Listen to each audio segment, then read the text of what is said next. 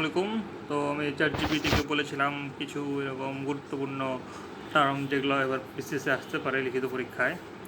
তো এই digital sovereignty এটা বলতে বোঝাচ্ছে হচ্ছে আপনার দেশের ডিজিটাল যে অবকাঠামো, তারপর ডাটা প্রযুক্তি এগুলোর উপর আপনার নিজস্ব নিয়ন্ত্রণ আছে কিনা, অর্থাৎ সার্বভৌমভাবে এগুলো ব্যবহার করতে পারতেছেন কিনা, এটাই হচ্ছে আপনার ডিজিটাল সোভারেন্টি। আর ইন্দো প্যাসিফিক স্ট্র্যাটেজি বলতে বোঝায় যে হচ্ছে আপনার যে আপনার ভারত মহাসাগর আর প্রশান্ত মহাসাগর অঞ্চলকে যেটা আর কি অঞ্চলটা আছে আর কি, এই অঞ্চলে আপনার অর্থনৈতিক সহযোগিতা, নিরাপত্তা এগুলো হচ্ছে আপনার বাণিজ্যিক যোগাযোগ শক্তিশালী করাই হচ্ছে আপনার ইন্দো প্যাসিফিক স্ট্র্যাটেজি।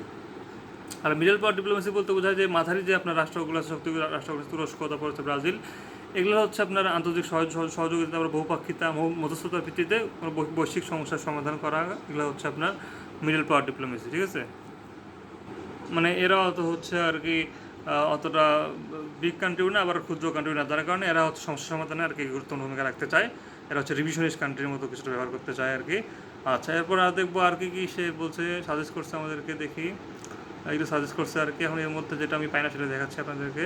যে রুলস বেসড ইন্টারন্যাশনাল অর্ডার, এটা বলতে যে হচ্ছে আপনার আন্তর্জাতিক ব্যবস্থায় আপনার নিয়মতান্ত্রিক থাকবে, তারপর হচ্ছে সংস্থাগুলো আইনকানুন মেনে চলবে, সংঘাত কমাবে, সহযোগিতা বৃদ্ধি করবে, এটা হচ্ছে আপনার রুলস বেসড ইন্টারন্যাশনাল অর্ডার। এখন দেখি হচ্ছে টেক ডিকাপলিং। ঠিক আছে, যে আপনার কাপড় আছে, এই কাপড়টাকে ভেঙে আপনার হচ্ছে ডিকাপল করা হবে কোথায়, টেকের ক্ষেত্রে। অর্থাৎ আপনার হচ্ছে ধরেন দুইটা কান্ট্রির যারা হচ্ছে আপনার একে অন্যের সাথে অনেক আর কি প্রযুক্তি বিনিময় হয়, তো এই দুটো কান্ট্রির মধ্যে এখন ওই যে এই সম্পর্কটা যাতে হচ্ছে বেশি আপনার পারস্পরিক নির্ভরশীল না হয়ে যায়, এই জন্য কী করা হয়, দুটো রাষ্ট্র একে অন্যের থেকে একটু বিচ্ছিন্ন হয়ে যায় আর কি। এটাই হচ্ছে আপনার টেক ডিকাপলিং। অর্থাৎ আগে কাপল ছিল, এখন কাপল হচ্ছে না, এটা হচ্ছে ডিকাপলিং। যেমন যুক্তরাষ্ট্র আর চীনের মধ্যে তারা চেষ্টা করছে একে অন্য থেকে এখন দূরে সরে যেতে আর কি। আর ফ্রেন্ড শোরিং বলতে বোঝায় যে হচ্ছে আপনার যে আপনার উৎপাদন ব্যবস্থা, তারপর হচ্ছে আপনার কাঁচামাল সরবরাহ, তারপর সরবরাহ ব্যবস্থা, এগুলো হচ্ছে আপনার যে ফ্রেন্ড কান্ট্রিগুলো আছে এগুলোতে স্থানান্তর করা, এটা হচ্ছে আপনার ফ্রেন্ড শোরিং। আর হচ্ছে নিয়ার শোরিং বলতে বোঝায় আপনার হচ্ছে যে উৎপাদন ব্যবস্থা, এই কার্যক্রমগুলো আপনার হচ্ছে যারা এরকম পাশের কান্ট্রি আছে এগুলো কান্ট্রিতে স্থাপন করা, এটা হচ্ছে আপনার নিয়ার শোরিং। যেমন হচ্ছে এই জন্য হচ্ছে পরিবহন ব্যবস্থা, পরিবহন খরচ কমে যায়, তারপর সরবরাহ দ্রুত হয়। আর সাপ্লাই চেইন রেজিলিয়েন্স বলতে বোঝায় যে আপনার যে শক্তিশালী সরবরাহ ব্যবস্থা, এটা আর কি এরকম মানে সংকটের মুহূর্তেও যাতে কার্যকর থাকে, এটাই হচ্ছে আপনার সাপ্লাই চেইন রেজিলিয়েন্স আর কি। ঠিক আছে, যুদ্ধ মহামারীগুলোতে যাতে অতটা ইফেক্ট না হয়। আর লস অ্যান্ড ড্যামেজ ফান্ড, এটা আমরা জানি যে হচ্ছে আপনার যারা ক্ষতিগ্রস্ত দেশ আছে জলবায়ুর কারণে তাদেরকে সাহায্য দেওয়া। আর গ্রিন ট্রানজিশন বলতে বোঝায় যে হচ্ছে আপনার জ্বালানি ব্যবস্থাকে আপনার হচ্ছে সবুজ সবুজ মানে হচ্ছে টেকসইয়ের দিকে নিয়ে যাওয়া, এটা হচ্ছে আপনার গ্রিন ট্রানজিশন। আর কার্বন বার্ডার ট্যাক্স বলতে বোঝায় যে হচ্ছে আপনার ওই যে আপনার হচ্ছে এমন একটা কর আর কি, যেটা হচ্ছে আমদানিকৃত পণ্যের উপরে আরোপ করা হয় যেখানে কার্বন নিঃসরণ বেশি। ধরেন আপনি এক পণ্য আমদানি করতেছেন যেটা আর কি আপনার হচ্ছে কার্বন নিঃসরণ বাড়াবে, তো সেই পণ্যের উপরে একটা ট্যাক্স দেওয়া হলো আর কি, যে তুমি দূষণ করবা এই জন্য তোমাকে হচ্ছে এই ট্যাক্সটা দেওয়া হলো শাস্তি হিসেবে, এটাই হচ্ছে আপনার কার্বন বার্ডার ট্যাক্স। ঠিক আছে। আর ক্লাইমেট জাস্টিস বলতে বোঝায় যে আপনার হচ্ছে যারা হচ্ছে এরকম ক্ষতিগ্রস্ত হয়েছে জলবায়ুর কারণে, পরিবর্তনের কারণে, তাদেরকে সাহায্য দেওয়া বা হচ্ছে তাদের ক্ষতির ন্যায্য বন্টন করা, এটা হচ্ছে ক্লাইমেট জাস্টিস। আর হচ্ছে হিউম্যান সিকিউরিটি বলতে বোঝায় যে সব ধরনের সিকিউরিটি, এখন সামরিক হোক বা পরিবেশ হোক, অর্থনৈতিক হোক, খাদ্য হোক, সব ধরনের সিকিউরিটি আর কি।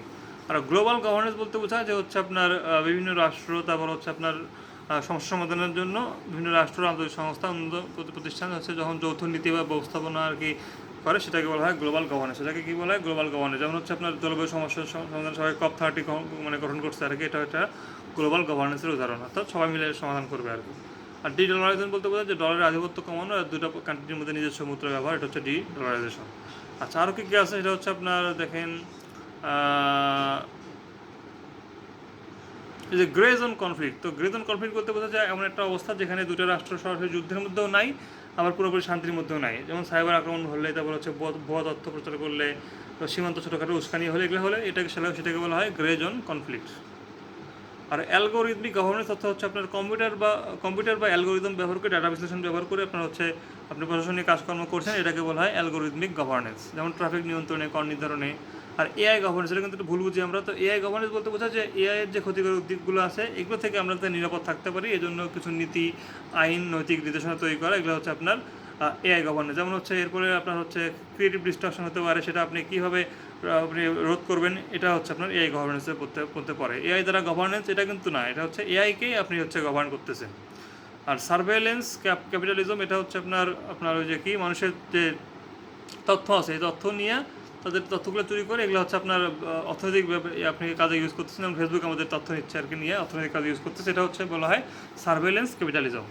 আর কোয়ান্টাম টেকনোলজি রেস, এটা হচ্ছে সবাই কোয়ান্টাম টেকনোলজিতে একজনের সাথে প্রতিযোগিতা করতেছে, এটা হচ্ছে কোয়ান্টাম টেকনোলজি রেস। আর ডিফেক্ট ডিপ্লোমেসি দ্বারা বোঝায় যে হচ্ছে ভুয়া এরকম প্রযুক্তি ব্যবহার করে আপনার হচ্ছে আন্তর্জাতিক রাজনীতিতে বিভ্রান্তি সৃষ্টি করে, এটা হচ্ছে আপনার ডিফেক্ট ডিপ্লোমেসি। আর জিওইকোনমিক্স হচ্ছে অর্থনীতি সবই ব্যবহার করে আন্তর্জাতিক রাজনীতির প্রভাব, এটা হচ্ছে আপনার এটা।